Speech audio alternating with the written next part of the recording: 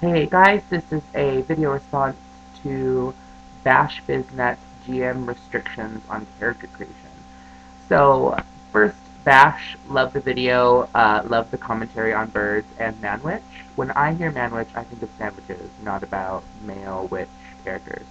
Also, if that's your dog, he's adorable, or he or she's adorable, and you need to make a video about your dog. But to GM exclusions. GM exclusions. Well, when I GM, and I've GM'd twice before, and I'm about to GM in about 4 weeks, um, I am a fan of restriction. I think that anytime you close off one door, you open another one, and when you constrain or restrain, it opens you up to a lot of new things. I also think that, and this is something that my friend Darren said, he's our current GM, he said that, games are restrictions. Games are, here are the rules, figure it out. And I don't think D&D is any different. Some restrictions that I put on characters in the past. I had a campaign called Kitonia no Monogatari. It was also called Kitmo. It was a, samurai Cthulhu space opera, and I gave all of my characters roles. There was, the TikTok, the pilot, the divorcee, the fugitive, different kinds of roles that had certain restrictions. Some of them really specific, like the pilot had to have had a past sexual relationship with an NPC. The fugitive had to have killed someone, had to have. So I handed these out to my players, and I gave them to specific players, and I had them run with it. And the story that we were able to create with these restrictions was so multi-layered, so moody, and so dark. And I think that it was the roles that really helped that to happen. By funneling in my character's creation, it enabled them to really get the world of Kitmo really quickly. In Godsbane 3, I made class demands on my players after the campaign started. They went through this temple where if they did certain things, they had to take a class of something. I believe it was a class of Oracle.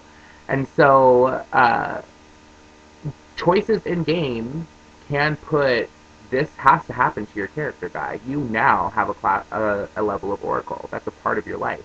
You have to figure that out and deal with it. And that, mechanically made some issues, but we ran with it. Had a character that talked like a bear every time there was combat, and it worked.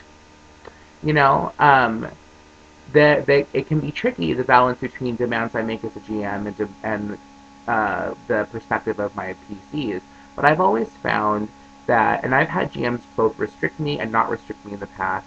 When I've been restricted, I've loved my characters more.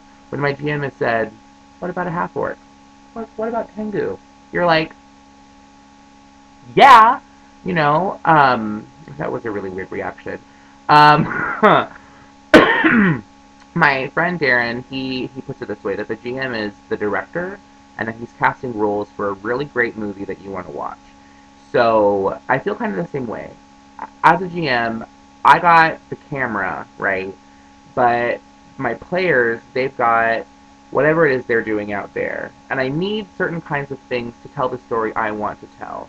Um, for instance, the campaign that I'm about to GM called Dreamers, no magic users, no magical talents, no nothing. The whole campaign is all about a magical institute, and it starts with this ad that I put out for my characters, and so I don't have a problem with telling my characters or my players what I need from them to tell the story I want to tell. And I think that I'm lucky to have the group that I have, that they believe in me as a GM, that they believe in what I want to do, and they want to see that happen, and they want to be a part of it. And I feel the same way when I'm a player. If a GM tells me, "I wrote this scene for your character," and I thinking, and they're like, about this character's secret, right? And I'm thinking on one hand, oh, I want to wait for my GM scene, but on the other hand, I want to have control of when this secret comes out about my character. And then I have to figure out, what's worth more to me, this me having control over that, or seeing what my GM has in store. And it is a balance. It is a question. I had to pull my GM aside and have a sidebar during one of our sessions and be like, this feels like a natural time for this secret to come out, but you told me about this, so, and his response was, you're the player, you're the character, do what you gotta do. But when he said that, it made me think, you know what? He's he's put the time and effort into this, and I want to honor that. So I'm gonna keep wraps on the secret as long as I can, right? But if it comes out because it's supposed to, I think my GM will be okay with that. And I think the same should be the same about you as a GM putting restrictions on your character, and you as a PC getting restrictions from your GM. Trust your GM. Trust that they have a perspective, an idea, and that they're going to take you where you want to go, which is toward epicness, awesomeness, and the fantasticness of a great adventure.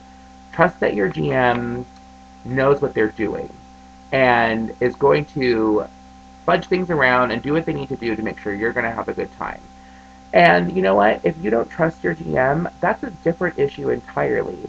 And you should investigate what is going on there and come to a solution where you can trust what your GM's all about. I think there's a video that Matt made over at A Fistful of Dice that is called "No Gaming is Better Than Bad Gaming," and I'm going to agree. If you don't trust your GM when they make a restriction on you, you need to think about why you're at that table. And if you as a player can't give up some of your control to someone who is pulling the strings for the right reason, you need to think about that too. Um, D&D is a collaborative effort. It takes a lot of people orchestrating a lot of different details to tell the story well. And if your GM is asking you to take a step back in one way so you can take a step forward in another, do it.